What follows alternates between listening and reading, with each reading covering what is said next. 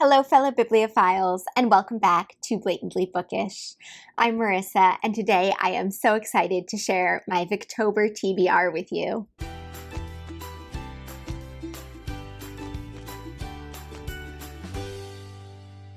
There are so many works of Victorian literature that I want to read in the month of October. It's quite overwhelming, really, and this is such an ambitious TBR. I probably won't be able to read everything that I want to in the month of October. But what is Victober without an overly ambitious TBR? I've decided not to go in challenge order for this TBR, mostly because the books on this list can satisfy multiple challenges. The first book on this list will probably come as no surprise to you because it is the group read for Victober. I would like to read The Mayor of Casterbridge by Thomas Hardy with all of you.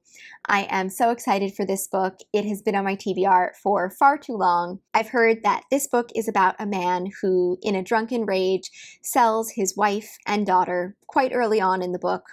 And then the rest of the book is about the implications and ramifications of that event and, how his life turns out and how he copes with that fateful decision. The group read satisfies a couple of challenges. It satisfies Kate's challenge as it deals with chronic illness in the form of alcoholism, and it satisfies Petra's challenge as I believe there are not one but two adaptations of The Mayor of Casterbridge that we could watch. I can't wait to discuss this with everyone who's participating in the group read. It's going to be a whole lot of fun, and I do hope you'll join. The next book I have on this list is David Copperfield by Charles Dickens.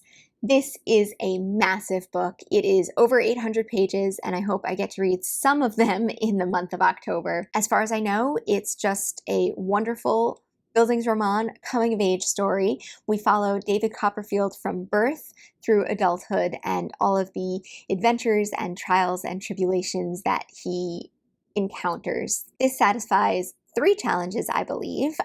This is perfect for Katie's challenge, a Bildungsroman, a coming-of-age story.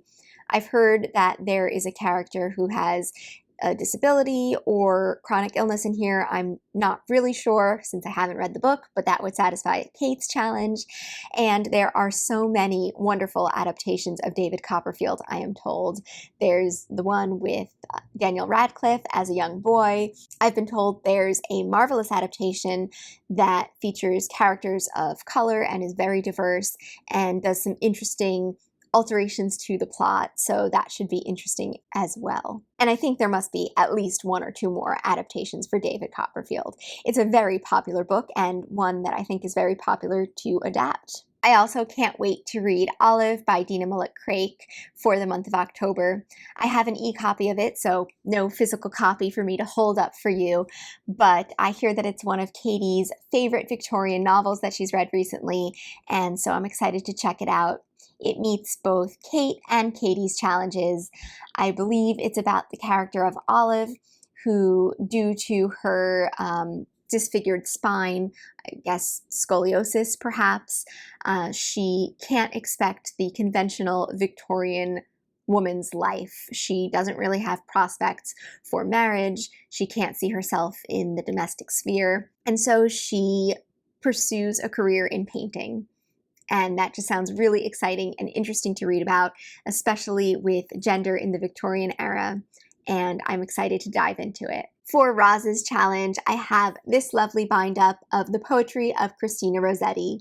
It features some of her most famous works, including The Goblin Market and Remember, but it also has some of her more obscure poetry in here, so we'll see what I get to. So you may have noticed that I've mentioned everyone's challenges so far except my own, and that is because I am having the hardest time narrowing something down for my own challenge. I've mentioned this one in my announcement video, but I have a bind-up of The Canterville Ghost, The Happy Prince, and Other Stories by Oscar Wilde. I absolutely love Oscar Wilde's plays, and I'm excited to see what he does with the short story. I also mentioned this in my announcement video, but I have In a Glass Darkly by Sheridan Le Fanu. This is what I'll pick up if I'm craving something particularly Gothic in the month of October.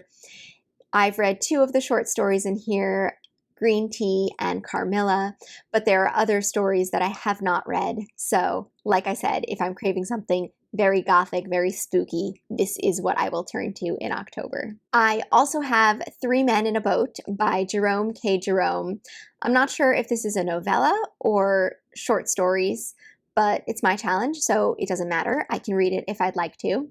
This one is written at the tail end of the Victorian era and is about three men in a boat going down the Thames, having wonderful adventures, and it just promises to be a whole lot of fun. For my challenge, I might also be interested in A House to Let, which is a collaboration of short stories by Charles Dickens, Wilkie Collins, Elizabeth Gaskell, and Adelaide Ann Proctor, who was a very famous Victorian poet. This collection was published in Dickens's Household Words in 1858, and it's about the investigation of mysterious circumstances behind a deserted house. I don't really know more than that, but I know 3 out of the 4 authors, and it just sounds really interesting to get a taste of a Victorian collaboration. So that was the short list of my TBR. If by some miracle I managed to read all of those, I do have more that I would be excited to read. I've always been interested in Deerbrook by Harriet Martineau. I would love to read something by Charlotte Young. And it's really about time that I finish the Barsetshire Chronicles by Anthony Trollope. I've been putting off the last book, the last Chronicle of Barset, for quite a while now, and I don't know what the hesitation is. I perhaps don't want to finish the series because I've loved it so much and I just don't want it to end. But of course, there are so many more Trollope works for me, and he has another series as well, the Palliser series, that I could always gravitate towards next. So lots of Victorian literature to read. I am so excited for Victober, everyone. I would love to know in the comments down below, have you read any of these books? What do you think I should make my top priority? And what books are you excited to read for the month of October? Please let me know in the comments if you have your own TBR so that I can go check it out. I hope you guys all have absolutely phenomenal Victobers and get to read everything that you have your heart set on. Until next time, I look forward to seeing you in another video very soon. Bye!